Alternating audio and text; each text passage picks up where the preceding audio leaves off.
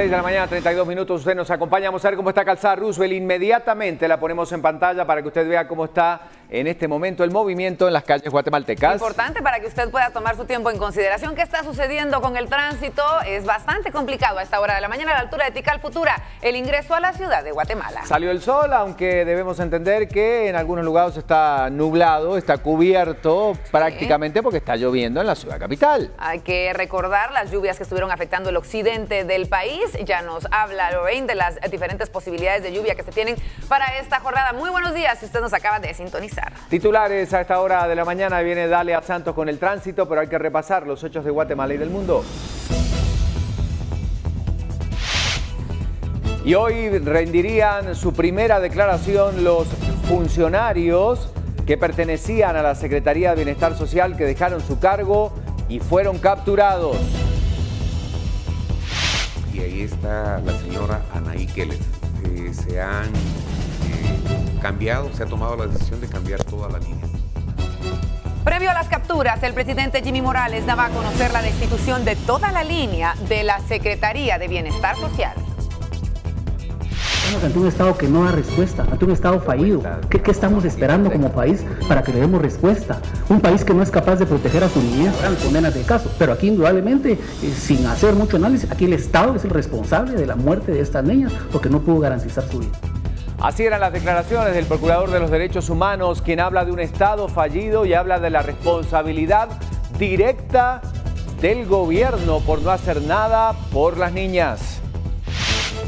En la misma conferencia de prensa en la que destituía a la línea de bienestar social, el presidente Jimmy Morales pide ayuda a Estados Unidos y la intervención del FBI. Sospecha de drogas, de medicamentos, se sospecha de muchas cosas que nosotros ya las estamos analizando y en el contar de la semana pues ya estaremos informando qué son los hallazgos que tenemos. Atención, porque la situación podría agravarse con las investigaciones que está realizando el INASIF sobre otros hechos que podrían ser parte entonces de este terrible hecho trágico ocurrido la semana anterior. En Noticias del Mundo, el presidente de Estados Unidos sigue cumpliendo con lo que prometía en campaña y ahora es la reforma sanitaria que dejaría a 14 millones de personas sin seguro médico. Situación de riesgo para una de las regiones más importantes de Chile, en Viña del Mar, una ciudad que ha tenido pérdidas millonarias por estos incendios y la evacuación de más de 6.000 personas.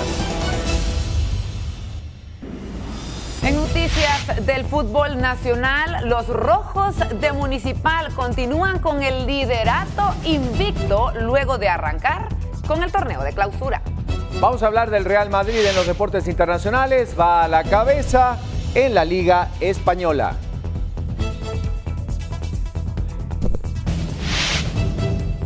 Hablamos del mundo del espectáculo y es Luis Miguel y Alejandro Fernández, que aparentemente tienen conflicto por 120 millones de pesos. ¿De qué se trata? Se lo comentamos. Y en instantes las declaraciones del Procurador de los Derechos Humanos para analizar lo que dijo, pero sobre todo lo que hay que hacer a partir de ahora con estos casos de vulnerabilidad en la niñez en nuestro país. Y hablando de la realidad y siguiendo con el avance de estas noticias, lo habíamos comentado entonces, el INASIF ha profundizado sus investigaciones, espera que el viernes pueda entregar nueva información al Ministerio Público y estamos haciendo referencia a dos posibilidades concretas de las que el INASIF está hablando. Hay temor de sedación a las menores. Si existen restos de algún medicamento o estupefaciente que hubiera adormecido a las menores que permanecieron en el incendio ocurrido en el Hogar Seguro Virgen de la Asunción el jueves pasado, está analizando el INASIF. Bueno, importante mencionar que a las víctimas también se les han hecho algunas pruebas de embarazo, pero en ninguna se ha comprobado tal extremo. También se les ha practicado pruebas para analizar si fueron ultrajadas. Los resultados serán entregados al Ministerio Público y se prevé que los primeros informes se den a conocer el viernes. El funcionario explicaba que también se evalúa si las menores fueron rociadas con algún acelerador de combustión, como para tener ese siniestro que se dio,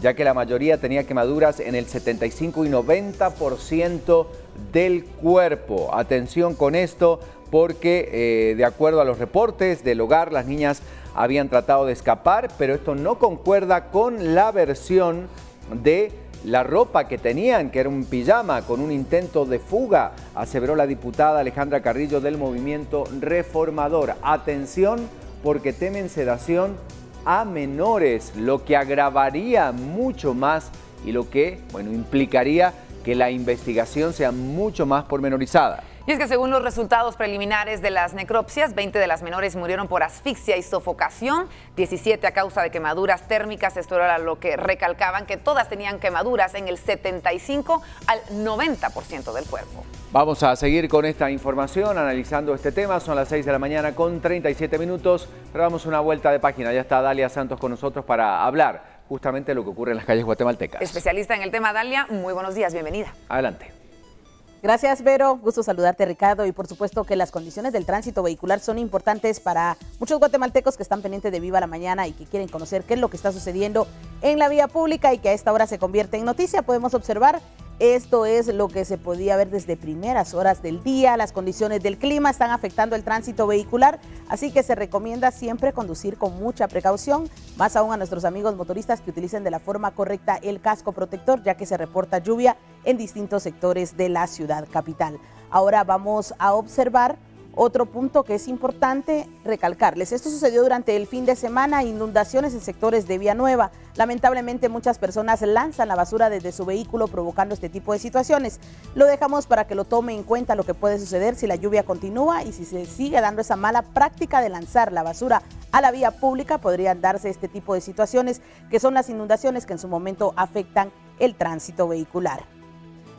También podemos observar, este es el área del carril reversible en el kilómetro 14 de la ruta al Pacífico. Vemos este vehículo fue sancionado por los agentes de la Policía Municipal de Tránsito de Villanueva. Lamentablemente no obedecen la instrucción de incorporarse cerca del kilómetro 13.5 y ha sido sancionado hace algunos minutos. Lamentablemente, pues los conductores se están incorporando al carril reversible de forma irresponsable, sin utilizar sus luces direccionales, y esto va provocando mayor congestionamiento y un desorden vial al ingreso del reversible, que en este momento está totalmente cerrado y se estaría habilitando a las 6:45.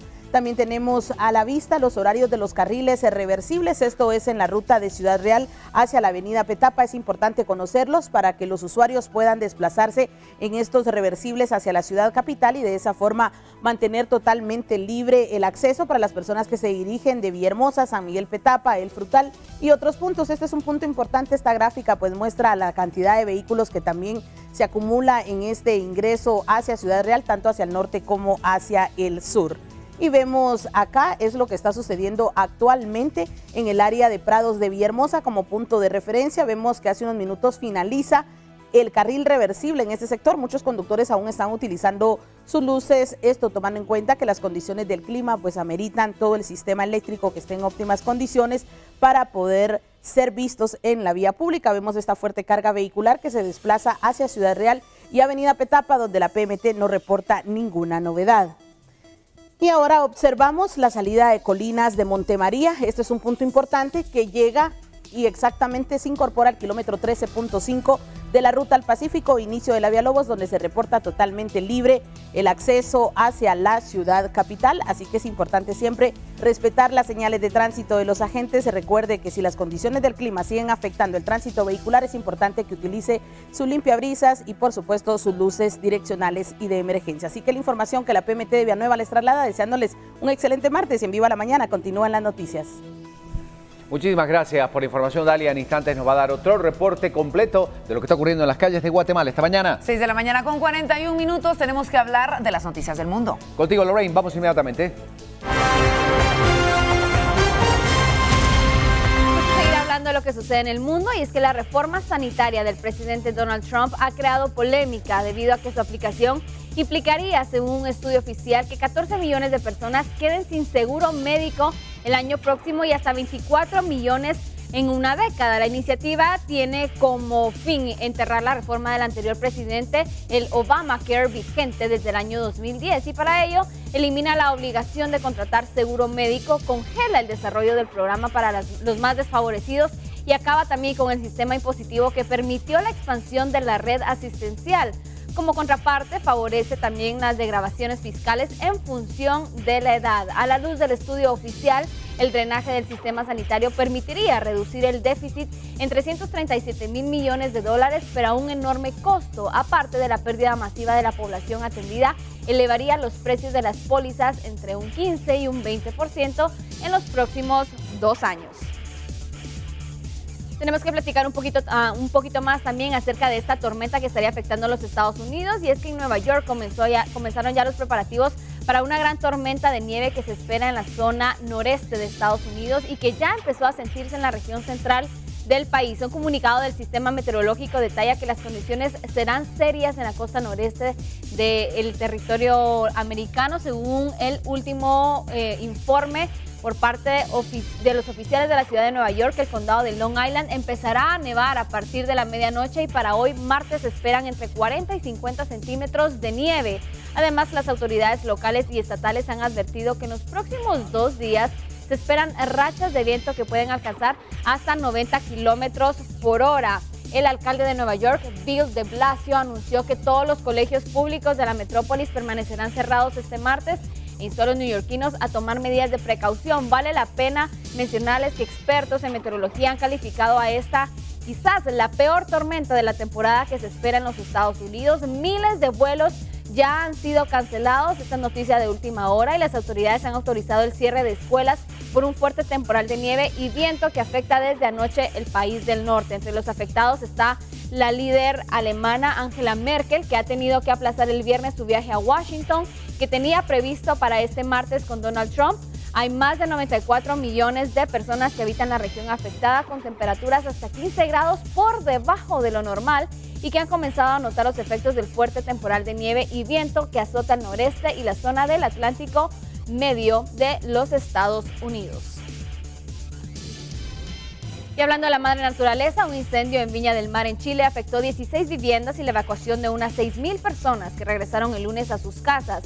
Las autoridades decretaron alerta roja en algunas ciudades como Valparaíso y Viña del Mar, entre otras.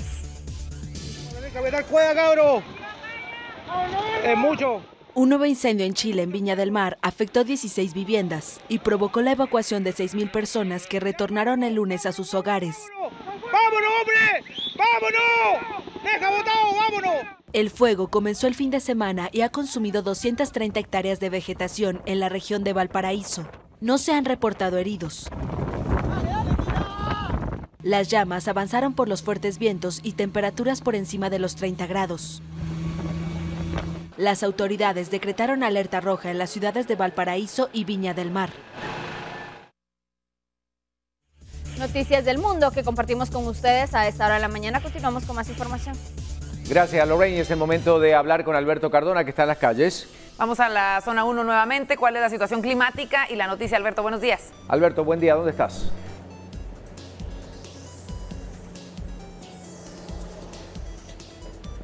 Gracias, Ricardo, gracias, Vero, de nuevo muy buenos días. Pues nos hemos trasladado acá a la Plaza de la Constitución. Así amanece la plaza luego de la manifestación pacífica que realizaran pues centenares de vecinos de distintos sectores, quienes al observar pues la presencia del presidente Jimmy Morales, que se encontraba en Catedral Metropolitana en una misa de acción de gracias, pues acá iniciaron las manifestaciones donde se presentaron las autoridades de la Policía Nacional Civil. Acá los vecinos pues han dejado varios carteles donde se puede observar pues su sentimiento ante esta tragedia, como esta que ustedes observan en estos precisos momentos. Según se ha informado, este letrero pues lo dejaron vecinos de la zona 6, donde dice: callaron sus voces pero no las nuestras. Esto es parte del sentimiento, del sentir de los ciudadanos que han realizado ya por varios días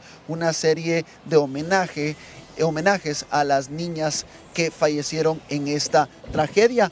También un dato muy importante, un dato muy curioso que ha llamado pues la atención de los vecinos, de las personas que circulan a esta hora de la mañana, son estas cruces, 40 cruces que han dejado colocados acá un grupo de vecinos del sector de la zona 18 que se presentaron anoche en este sector. Estas cruces pues las colocaron con nombre y apellido de las niñas que fallecieron acá.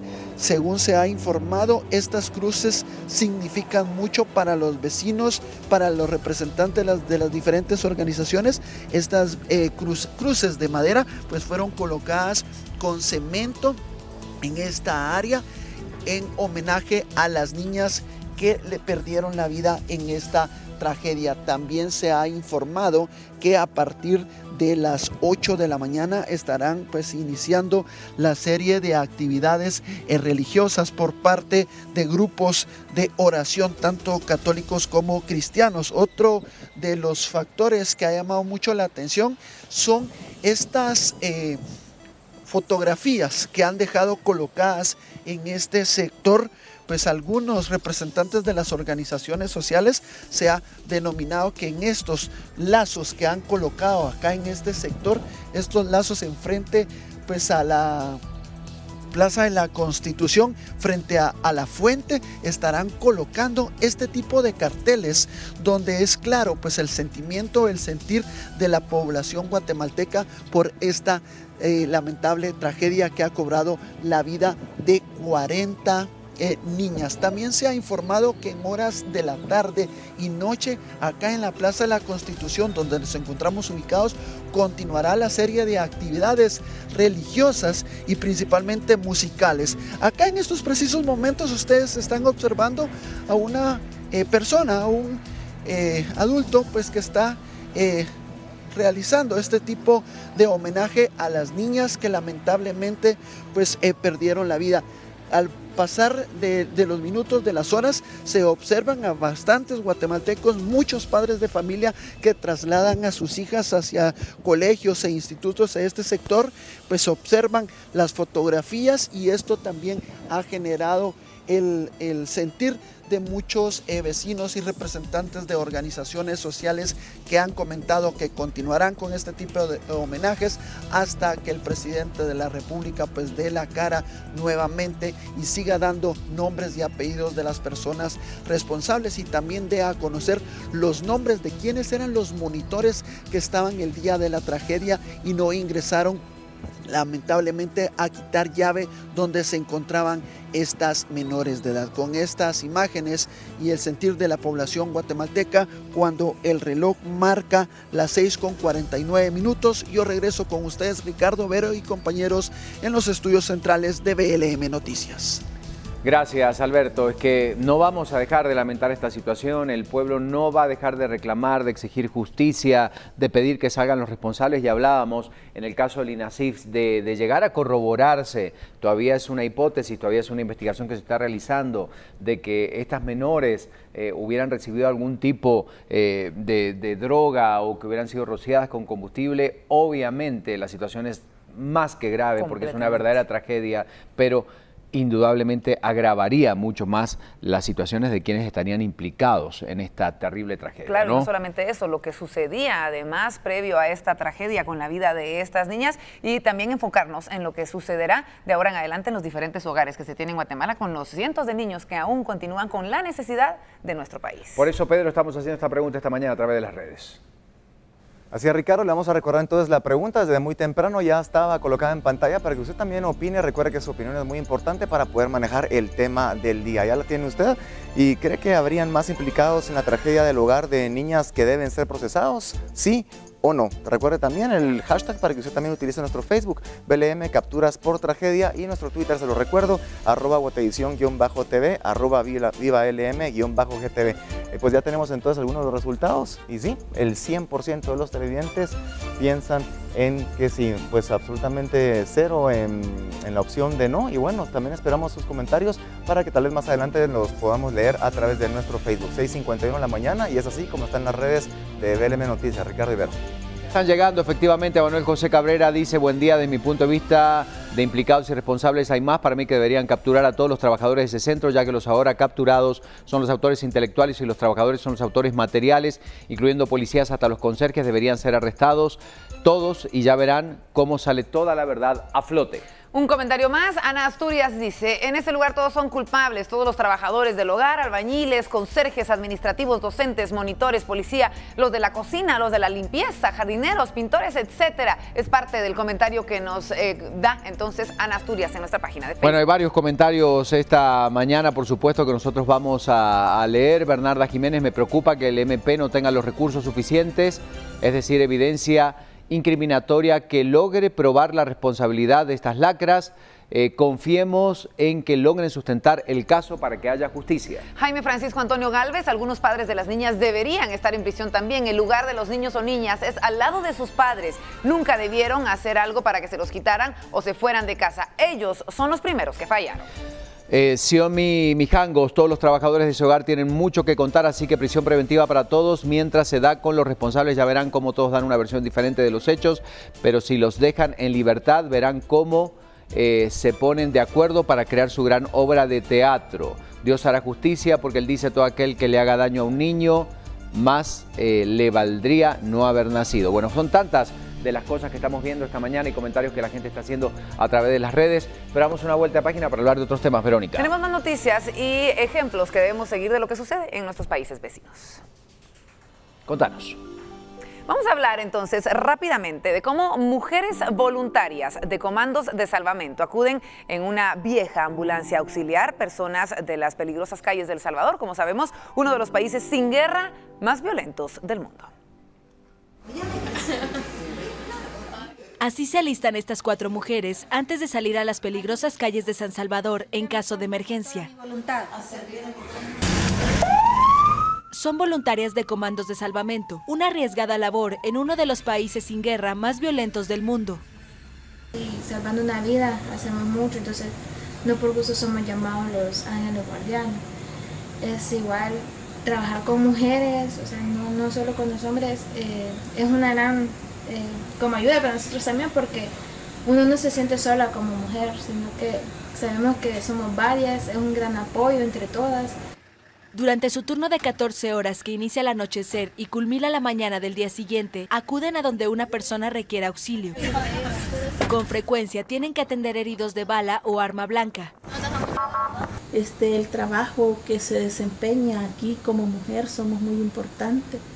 Me sentí atraída por ver cuando sale la ambulancia con mujeres a atender una emergencia. No se me dificulta nada el que yo sea mujer. Las 4 socorristas son conocidas como ángeles guardianes de los comandos de salvamento. Su labor fue incluso llevada a la pantalla grande el año pasado en un documental. Esta agrupación, fundada en 1960, cuenta con 200 mujeres entre sus 3.000 voluntarios.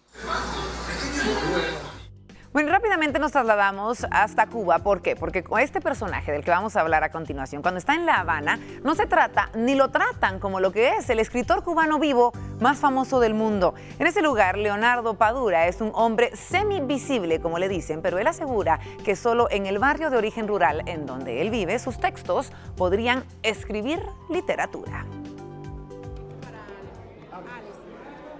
Los fanáticos de las novelas de detectives aman al escritor cubano Leonardo Padura.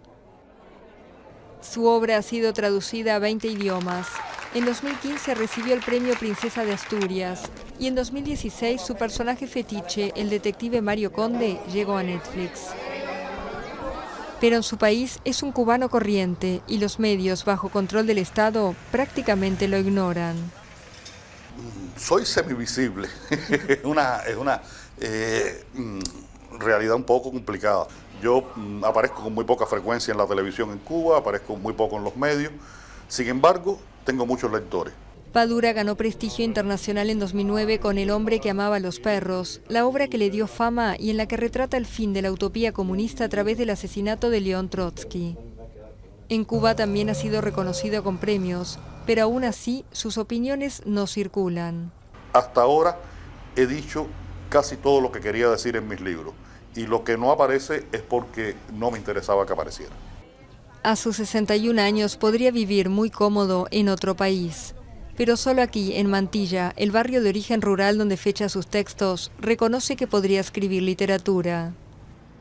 Pienso que tal vez pudiera materialmente vivir en otro lugar, vivir en España, vivir en Estados Unidos, pero no me imagino viviendo en otro sitio y sobre todo no me imagino escribiendo en otro sitio. Hoy sus compromisos editoriales lo obligan a pasar fuera 4 meses al año, pero siempre vuelve y no planea irse. Asegura que el escritor Leonardo Padura no existiría sin Cuba.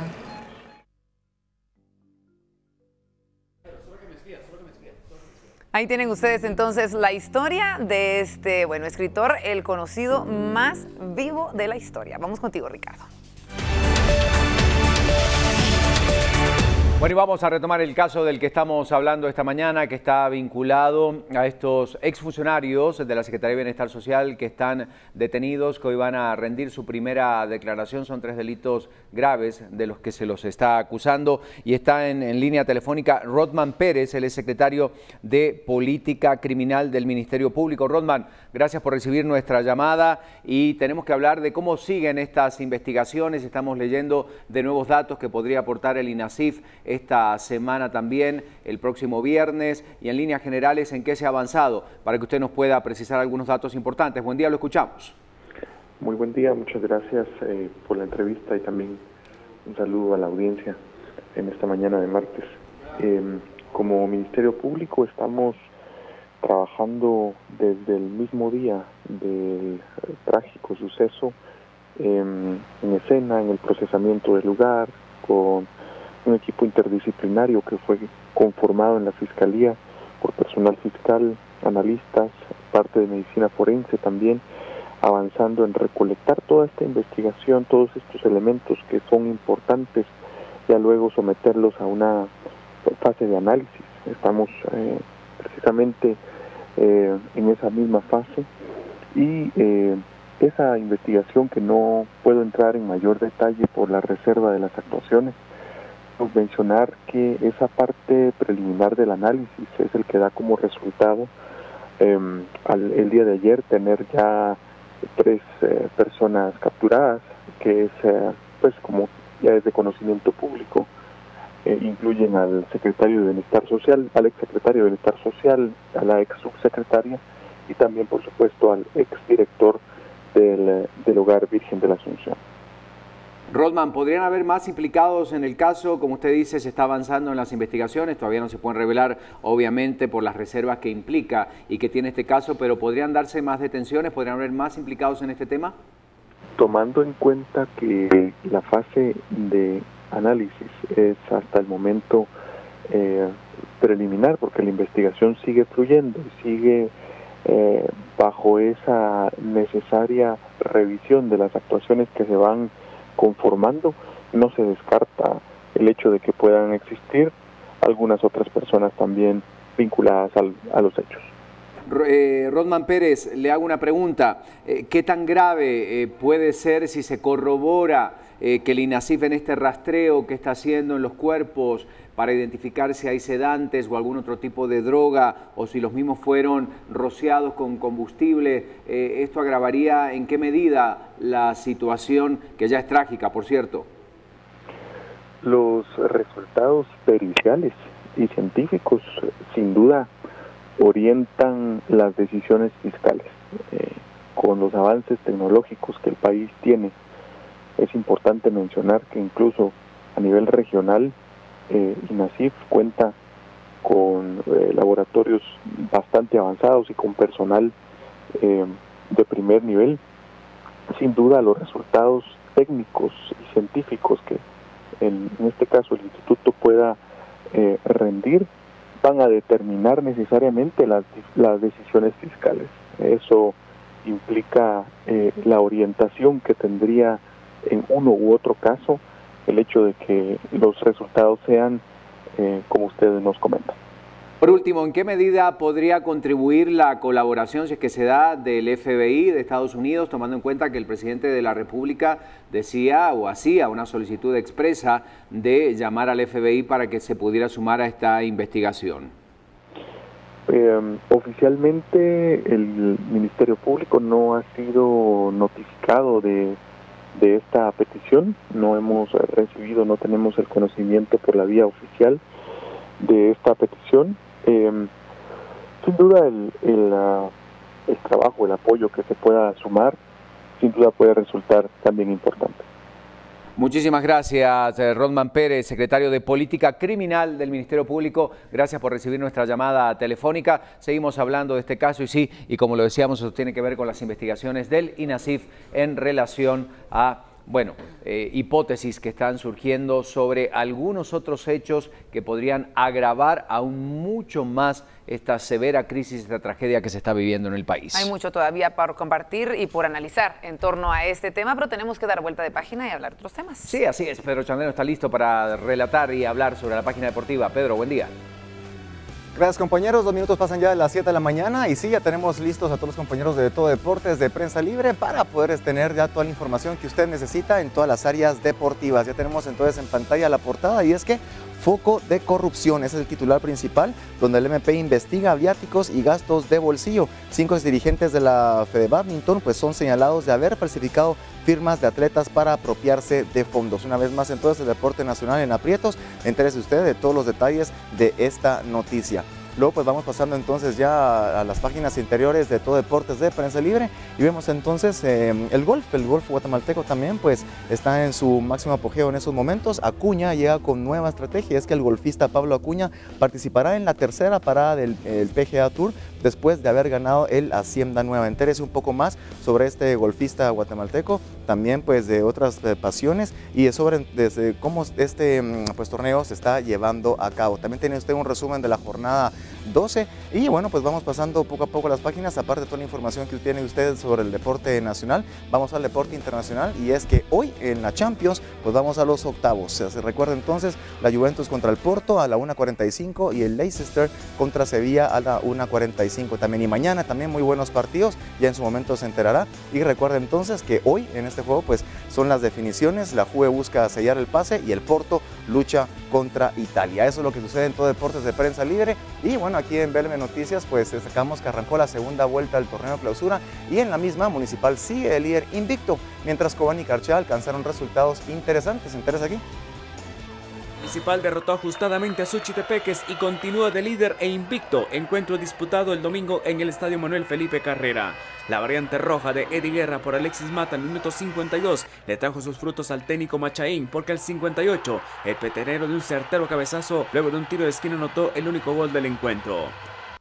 El equipo azul, por su parte, derrotó categóricamente a Comunicaciones 2-1 y se trepó al segundo lugar de la tabla del torneo clausura. Un golazo del costarricense Diego Estrada a los 9 minutos abrió el marcador para el cuadro blanco, cuando todo parecía un resultado lógico. En un tiro libre de Byron Leal, él mismo lo cabeció en el área Tomás Castillo para empatar el juego al minuto 49. En una jugada de contragolpe cobanero apareció Jonathan Morán para poner a ganar al cuadro de casa y hacer que la afición explotara ante el resultado del minuto 79. Malacateco vino de atrás y logró rescatar una importante victoria ante el campeón Antigua, 2-1. Un balón que perdió en su propio campo Edward Santeliz lo recuperó Marvin Ceballos e inició una jugada colectiva con Roberto Carlos Peña y que culminó al mexicano Agustín. La respuesta a los locales no se hizo esperar y un tiro centro de José Castañeda al corazón del área encontró Juan José Valenzuela, quien de cabeza terminó midiendo al portero Víctor Bolívar para el empate al 59. En la táctica fija fue letal Malacateco, ahora en un centro de Oviedo. Encontró en el área a su compatriota Oscar Izaula, quien de espaldas al marco definió de una forma magistral para anotar el golazo al minuto 70. Xelajú se llevó un valioso punto en su visita a San Miguel Petapa luego de empatar a un gol, pero siguen en los últimos lugares del clausura. Los goles del encuentro llegaron vía el brasileño Janderson Pereira a los 11 minutos para poner a ganar al equipo de casa. Pero apenas 3 minutos después, al 14, el mexicano César Morales igualó cifras que prevaleció hasta el final del encuentro. En otros resultados de la jornada, Guastatoya y Marquén se empataron sin goles, mientras Mictlán y Carchá también igualaron por idéntico marcador, pero este punto le sirve al cuadro de las Verapaces, que lucha por salvar la categoría. Muy bien, completamos así el primer bloque de deportes en BLM Noticias y tenemos un segundo bloque donde hablaremos un poco sobre la Liga Española, así que por favor, pues no se lo pierda. Vamos con más. Lo estaremos esperando, Pedro. Muchas gracias. Mientras tanto, tenemos que seguir abordando el tema climático. Hoy amanecíamos a una temperatura de 16 grados, la zona 1 con lluvias. Lorraine, cuéntanos qué va a suceder esta jornada.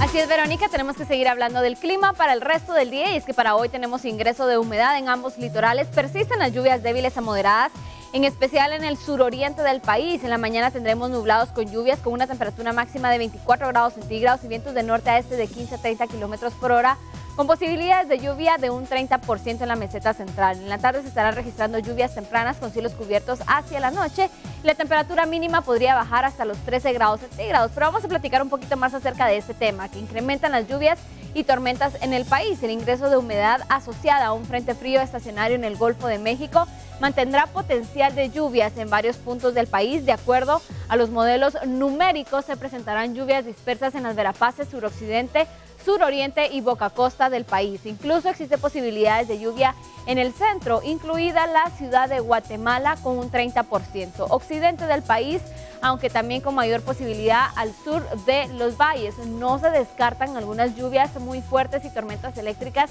en el norte y suroccidente, sin descartar también algunas tormentas locales muy fuertes con vientos y granizo. La temperatura pudiera aumentar después del mediodía y debido a mayor presencia de humedad, el calor se siente un poquito más fuerte, ya que la humedad nos da una sensación térmica aún más alta. Colocamos en pantalla nuestro mapa virtual para conocer entonces cómo se encontrarán las temperaturas en algunas regiones de nuestro país, este panorama climático, y como podemos observar, en su mayoría tendremos posibilidades de lluvia, tormentas eléctricas para la franja transversal del norte y meseta central para que usted lo tome en consideración. El Caribe de nuestro país se encuentra con cielos parcialmente nublados, las posibilidades de lluvia no se descartan en ninguna región del territorio guatemalteco para que usted lo tome en consideración, aunque se mantiene bastante cálido y bastante húmedo en el ambiente. 30% de posibilidades de lluvia para la meseta central y Guatemala tiene una temperatura actual de 16 grados centígrados. Son las 7 de la mañana con 8 minutos. Continuamos con más. Gracias, Lorraine, por la información y a prestar atención a esto. Nosotros hacemos una pausa, pero volvemos porque hay más noticias. Cuando regresemos, estos y otros temas, no se vayan. Ya volvemos. En instantes hablamos de las organizaciones que estarían justamente en busca de buscar soluciones y tratando de llevar nuevas respuestas para los hogares de niños en el país.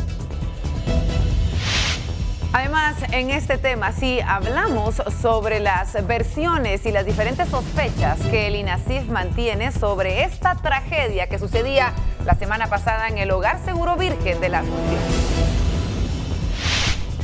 En más noticias, estudiantes de comunicación de la Universidad de San Carlos realizarán una marcha.